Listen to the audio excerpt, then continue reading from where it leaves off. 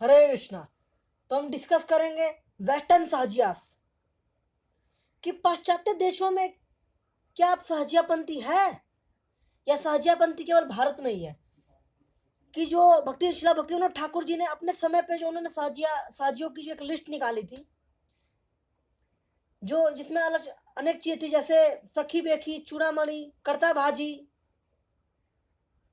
ये सब चीजें थी। तो क्या केवल भारत में ही सहजियापंथी है, वेस्टर्न कंट्रीज में नहीं है? तो तरफ सहजियों के बारे में हम डिस्कस करें। What is the deviation in our spiritual path. तो इस पे आज डिस्कशन करने का हम प्रयास करेंगे। तो हमने देखा है कि भारत में जब हम कृष्ण भक्ति करते हैं, तो अगर कोई व्यक्ति केवल माला जप सिर्फ करते हैं और अगर हरि कथा नहीं सुनते, फिलोसफी को नहीं जानते, अपने संप्रदाय के डीप में जाकर उसका अध्ययन अगर नहीं करते हैं ना, तो उनके 100% चांसेस है कि वो डेविएट होगा ही होगा। वो व्यक्ति डेविएट होना है। He will definitely gate fall down from spiritual path, इसमें कोई शक ही नहीं है। क्योंकि अगर आपको गुरु कह रहे हैं कि आप सेवा करें, आप शास्त्रों का अध्ययन करें, लेकिन आप अपने ही मेंटल स्पेकुलेशन कर रहे हैं केवल बैठ के कि मैं ये कर लूंगा, मैं वो कर लूंगा, तो ये एक डेविएशन है। जैसे हम देखते हैं वृंदावन में कई प्रकार के बाबा हैं, राधा कुंड पे बैठे रहते हैं, ठीक है, डेट्स इट। हो सकता है वो एलिवेटेड हो उनमें से, लेकिन अधिकतर केसेस में हमने यही पाया है कि वो केवल माला जप करते हैं, रहते हैं बस। लेकिन वो माला जप भी शुद्धता से नहीं आता। तो जब तक हम भगवान का नाम हृदय में शुद्ध रूप से अगर नहीं लेंगे, तो उस माला जप का कोई लाभ नहीं है। चाहे आप कितना भी बैठ के आप तीर्थस्थलों पे जाके बस हरे कृष्ण महामंत्र का जप करते रहें, लेकिन आप गुरु के आदेशों का अगर पालन ना करें, तो वो माला ही आपको नरक में घसीट के लेके जाएगी, क्योंकि आप डेविएट होंगे ही होंगे। क्योंकि अधिकतर केसेस में हमने देखा है ये चीजें होती है, पहले भी होती थी, आज भी हो रही है और फ्यूचर में भी होगी।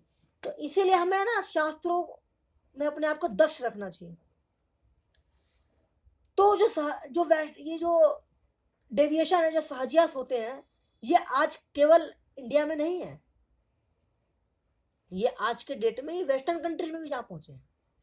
जैसे भक्ति विकास स्वामी महाराज अपने एक लेक्चर में बता रहे थे, वेस्टर्न सहजियास के नाम से उनका एक लेक्चर है, उसमें वो कह रहे थे कि एक इंडिया में से एक कोई संत है, वहां गए हैं बेल्जियम साइड में, और उन्होंने कुछ इस तरीके से भक्ति को रिप्रेजेंट किया है कि देख के ना बिल्कुल आपको लगेगा नहीं कि ये भक्ति नहीं है। लेकिन सच्चाई है कि अगर आप ध्यान से अगर देखें, अगर कोई व्यक्ति इनको भक्ति करते करते काफी साल हो चुके हैं, या कोई गुरु का से अगर उसकी लाए ले, तो जरूर बोलेंगे कि ये डेविएशन है। क्योंकि उनकी जो डिस्क्रिप्शन इस टाइप की आती है, एक्चुअली क्या है कि जब उनका तिलक जो लगाते हैं माथे पे, तो वो ऐसे हमारा स्ट्रेट लगता है, उनका वी शेप में लगता है तिलक।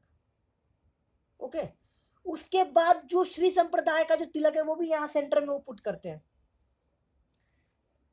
तो ये तो शास्त्र में वर्णन नहीं है। हमारे चार संप्रदाय हैं, श्री संप्रदाय, निम्बार्क संप्रदाय, और अपना गौड़िया मध्वा संप्रदाय, और वल्लभ संप्रदाय। तो ये है चार संप्रदाय। तो ये संप्रदाय, ये कहाँ संप्रदाय जो शास्त्रों में जो ज्ञान नहीं दिया गया है, और जो ज्ञान भगवान कृष्ण से नहीं आ रहा, जो डिसाइप्लिक सक्सेशन गुरु परंपरा के अंतर्गत नहीं आ रहा, वो कैसे चीजें सही हो सकती है। लेकिन यूएसए में काफी चीज चल रही है, वो बेल्जियम जो है कंट्री जो है, वहां ये सब काफी चीज चल रही है। वो जो संत है उनके काफी डिसाइपल बन गए हैं वहां पे। लेकिन ये डेविएशन है।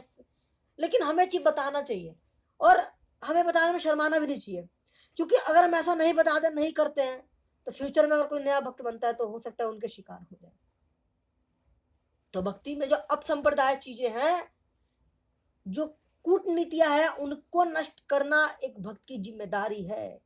It's the duty of a devotee to destroy such kind of deviation in the spiritual path. ये मस्ट है हमारे लिए, वेरी वेरी मस्ट। तो काफी डिसाइपल्स हैं उनके, लेकिन उनके एक्चुअली क्या है, उनका सिर्फ कीर्तन चलता है, राधा नाम का कीर्तन बस वो करते रहते हैं, बाकी कोई हरि कथा नहीं है, डीटी इंस्टॉलेशन में हम देखते हैं कि नरसिंह भगवान के अल्ट्रा बड़े सा विग्रह स्थापित किया है, उनके करते हैं, ठीक है। और भी काफी चीज उन्होंने ले आई है, उनकी अपनी एक वर्शिप होती है, पर्सनल वर्शिप करवाते हैं अपनी। उनका जो वेशभूषा है वो भी फिक्स नहीं है, क्या है नहीं है। तो एक जो शास्त्र में जो चीजें कही गई है संत के लिए, अगर वो उन पे अप्लाई नहीं हो रही तो हम कैसे उन पे ट्रस्ट कर सकते हैं कि ये भक्ति है। तो हमें ऐसे लोगों से दूर रहना चाहिए। और ऐसे लोगों से हम कब दूर रहेंगे, जब हम एक पारंपरिक गुरु के समक्ष जाके अपने आप को सरेंडर करेंगे। जब तक हम ऐसा नहीं करेंगे तब तक हम बार बार माइंड में कंफ्यूज होंगे। We will definitely get confuse, क्योंकि आज के समय में हमने यूट्यूब पे, सोशल मीडिया पे इतने सारे चीजें हमने देख ली है कि अगर उनके बीच में से अगर कोई सही चीज भी आ जाती है ना, तो हमें वो सही चीज भी गलत लगने लगती है, और वो गलत चीज हमें लगती है सही है। तभी हमें फिलोसफी देते हैं, ये तो मत तत्वपथ, कोई भी रास्ता अपना लो, सब एक ही जगह जाते हैं। कैसे, ऐसा कैसे हो सकता है? अगर मान लो मेरे को दिल्ली जाना है तो मैं दिल्ली, तो मैं अगर मान लो मेरे को बिहार से दिल्ली जाना है तो मैं दिल्ली की टिकट लूंगा ना, या पूना की टिकट ले लूंगा।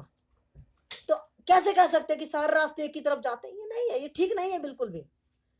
तो ये चीजें हमें बिल्कुल जागरूक होकर इन सब चीजों पर बिल्कुल ध्यान देना चाहिए, क्योंकि ये बहुत बहुत जरूरी है हमारे लिए। क्योंकि अगर हम ऐसा नहीं करते हैं तो हम जरूर भक्ति से गिर जाए, भक्ति के पथ से, भक्ति के मार्ग से गिर जाएंगे। इसीलिए शास्त्रों में अपने आप को निपुण बनाए, हरे कृष्ण महामंत्र का जप करें, और 4 रेगुलेटरी प्रिंसिपल्स का फॉलो करें, और अपने जीवन को सार्थक करें and go back home, back to God. इस मनुष्य जीवन को नष्ट ना होने दे, ये मनुष्य जीवन बहुत बहुत दुर्लभ है। चैतन्य चरितामृत में कहा गया है, ब्रह्मांड भ्रमिते कोई भाग्यवान जीव, गुरु कृष्ण कृपा पाए भक्ति लता बीज। ब्रह्मांड में कोई एक ऐसा भाग्यवान ही जीव होगा जो गुरु और कृष्ण की कृपा पाते हैं। बहुत बहुत जन्मों के बाद हमें ज्ञान आता है कि हमें हरि की भक्ति करनी है। तो हमें ये चीज समझने का प्रयास करते रहना चाहिए, तभी हमारा जीवन सार्थक होगा। हरे कृष्ण। श्रील प्रभुपाद की जय।